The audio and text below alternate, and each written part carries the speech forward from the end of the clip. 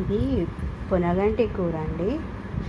మా బాల్కనీలో వేశాను. వారానికి ఇంత వస్తుంది. ఇట్లా ఈ పుల్లలు ఒకసారి నాటాను కుండీలలో. ఆ తర్వాత మనం నీళ్ళు వేస్తూ ఉంటాం కదా ప్రతిరోజు, మంచిగా ఇలా వస్తూ ఉంటుంది. వారానికి ఒకసారి ఇట్లా హార్వెస్ట్ చేసుకొని పప్పు చేసుకుంటాము, పచ్చడి చేసుకుంటాము. మంచిగా మాకైతే చాలా హ్యాపీగా ఉంది. మా తోటలోని కూర వండుకొని తింటున్నామని చాలా హ్యాపీగా ఫీలింగ్స్ ఉన్నాయి. మాకైతే చాలా హ్యాపీగా ఉంటుంది.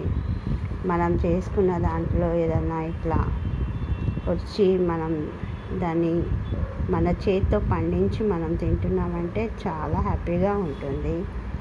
అట్లనే పుదీనా కూడా వేశాను. ఇంత పుదీనా కూడా తీసుకున్నాను. ఈ పుదీనాతో మంచి పచ్చడి చేసుకుందాం. ఇంకా ఉంది, ఇక నేనే చాలని ఇది తెచ్చుకున్నాను. ఒకటి చిన్న కరివేపాకు చెట్టు కూడా పెట్టానండి.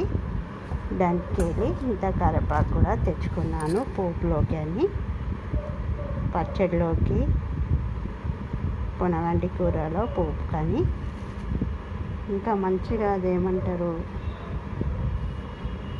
కొయ్యూర అంటారు కదా, అది కూడా వేసాము. ఇలా వస్తుంది కొయ్యూర. పిల్లలు తెంపేశారు, ఇంకా ఉంది. ఇది చిన్నగా కొంచెం బజ్జీలు చేసుకుందామని కొంచెమే తెంపేసుకున్నాను. ఇది సన్నం కట్ చేసి బేసన్లో వేసి బజ్జీలు వేసుకుంటే చాలా బాగుంటుంది కాబట్టి ఇలా కొంచెమే తీసుకున్నాను కొయ్యూరను. ఇది కరివేపాకు.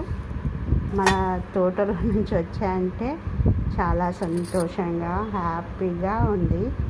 మీరు కూడా మీ ఇంట్లో కుండీలలో ఇలా వేసుకోండి.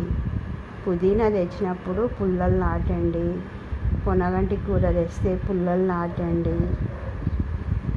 ఇక కొయ్యూర మాత్రం దాన్ని చిన్నగా పైకి వస్తాయి కదా, మనం బజార్ నుంచి తెచ్చుకుంటే దానికి మీద పూతలాగా సన్నం వస్తుంది కదా, అది తీసి కుండీలలో వేసిన చెట్లు వస్తాయి. నేను అట్లానే వేసానండి. మన ఇంట్లో పండించుకున్నవి చాలా ఫ్రెష్గా ఉంటాయి. హెల్త్కి కూడా చాలా బెనిఫిట్స్ ఇస్తాయి. కాబట్టి మీరు మా ఛానల్ని సబ్స్క్రైబ్ చేయండి, మంచి కామెంట్స్ పెట్టండి. Thanks for watching. ప్లీజ్ మీరు కూడా ఒకసారి ట్రై చేయండి. మన చేతితో చేసుకునే చాలా బాగుంటాయి. ఎరువులు వేయకుండా ఏం వేయకుండా బాగా ఉంటాయి కాబట్టి, టేస్టీగా కూడా ఉంటాయి కాబట్టి ఇలా చిన్న చిన్నగా పండించుకొని తింటే చాలా బాగుంటుంది.